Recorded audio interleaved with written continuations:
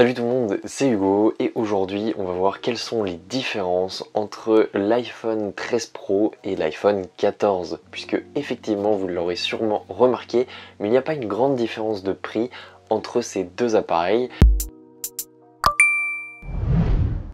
Vous avez pu voir après la keynote que la line-up des iPhone 14 avait augmenté leur prix et du coup aujourd'hui à l'heure à laquelle je vous parle vous avez un iPhone 13 Pro pour à peu près 100 € de plus que l'iPhone 14. Donc ces prix peuvent évoluer avec le temps, ça dépend quand est-ce que vous regardez cette vidéo, mais si vous voulez regarder la différence de prix, je vous ai mis tous les liens dans la description pour aller comparer les prix de ces deux appareils. Aujourd'hui, à l'heure où je vous parle, on est à partir de 1019 € pour un iPhone 14, donc l'iPhone 14 de base, et on est autour de 1159 € pour un iPhone 13 Pro chez les revendeurs puisqu'il n'est plus distribué chez les vendeurs Apple. Et si vous recherchez un iPhone 13 Pro reconditionné, ce sera le même prix qu'un iPhone 14. Donc on va voir ensemble lequel choisir si jamais vous hésitez encore. Premièrement, niveau design, ce sont les mêmes à quelque chose près.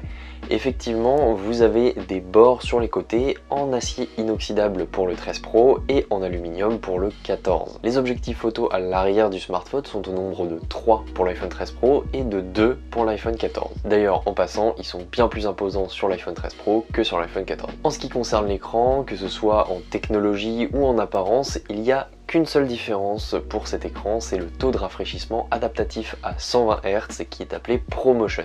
Donc c'est vraiment un rendu très fluide quand vous scrollez et ça change de l'écran 60 Hz qui équipe l'iPhone 14. Pour ce qui est des objectifs, on a un téléobjectif qui est présent sur l'iPhone 13 Pro et qui est absent du 14. On a une caméra avant qui a un focus automatique présent sur le 14 mais pas présent sur le 13 Pro. Le 13 Pro nous permet d'avoir 3 fonctionnalités en plus, le mode portrait de nuit, Apple ProRAW et la photo macro. Par contre dans le 14 on a un nouveau composant dans la puce qui nous permet un traitement de photo amélioré par rapport aux versions des 13. D'ailleurs la puce à part ce petit composant c'est la même chose que sur l'iPhone 13 Pro. Par contre la batterie c'est pas la même et la gestion est différente aussi. Le 14 tient 20 heures de lecture vidéo contre 22 heures pour le 13 Pro. Le 14 tient 16 heures en streaming vidéo contre 20 heures pour le 13 Pro.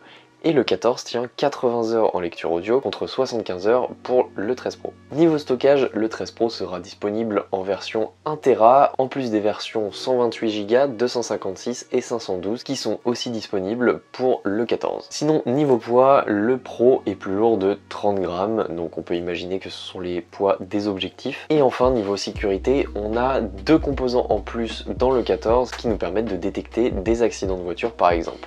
C'est le gyroscope 3 axes et l'accéléromètre. Donc en conclusion, le 13 Pro reste plus avantageux, même avec une différence de 100 €. Donc si vous avez le budget pour un 14, partez plus sur un 13 Pro. Vous aurez une expérience utilisateur un peu plus évoluée que ce que vous aurez sur un 14. Donc voilà, j'espère que vous avez fait votre choix si jamais vous hésitiez. Nous, on se retrouve dans une prochaine vidéo et sur les réseaux sociaux.